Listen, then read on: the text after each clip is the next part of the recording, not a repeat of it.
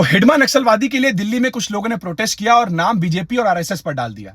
अब यहां बात साफ थी कि अगर दिल्ली में एयर पॉल्यूशन को लेकर प्रोटेस्ट करना ही था तो आखिर हिडमा का नाम क्यों सामने आया? क्यों यह बोला जा रहा है कि कितने हिडमा मारोगे हर घर से हिडमा निकलेगा? क्यों यह बोला जा रहा है कि कितने कन्हैया मारोगे हर घर से कन्हैया निकलेगा? इसका मतलब यह सोच समझकर पूरी प्लानिंग के साथ किया गया स्टंट है। हिडमा एक नक्सलवादी था जिसके ऊपर सरकार ने करीब 1 करोड़ का इनाम रखा था, जिसकी वजह से न जाने हमारे कितने जवान शहीद हो गए। ये लड़ाई नक्सलवादियों की इसलिए होती है क्योंकि इससे ये आदिवासी लोग देश के ऐसी जगह रहते हैं जहां पर सरकार अपनी सुख सुविधाएं नहीं पहुंचा पाती है। ये लोग सिर्फ अपने जंगलों को, यानी कि जिसे ये अपना घर कहते हैं, उसे बचाने के लिए लड़ाई लड़नी शुरू करते हैं।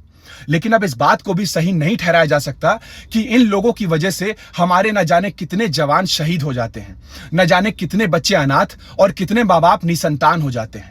अपने अधिकारों को बचाने के लिए लोगों को मारना, देश के खिलाफ गतिविधियां करना, आखिर किस हद तक इनको ठीक ठहराया जा सकता है? ये दिल्ली में जो प्रोटेस्ट किया है इन लोगों ने, ये फिलहाल उस आदमी के लिए है जिसको सरकार अपराधी घोषित कर चुकी है। तो जाहिर सी बात है कि आपका इस तरह से चिल्लाना देश के खिलाफ ही समझा जाएगा। अब ये प्रोटेस्ट जो कि दिल्ली एयर पॉल्यूशन के नाम पर इन लोगों ने हिडमा को श्रद्धांजलि देने के लिए किया है, ये एंटी नेशनल ही कहा जाएगा, क्योंकि वहां बात एयर पॉल्यूशन की हो ही नहीं रही थी। वहां तो कुछ दिनों पहले एनकाउंटर में मारे गए माओवादी और नक्सलवादी हिडमा की हो रही थी। अब ये किस हद तक ठीक है, ये मैं आपके ऊपर छोड़ता हूं। ये जिस तरीके का प्रोटेस्ट दिल्ली में इंडिया गेट के सामने किया गया है, ये एंटी नेशनल है या फिर देश के लिए किया गया है, ये आप लोग डिसाइड करिए।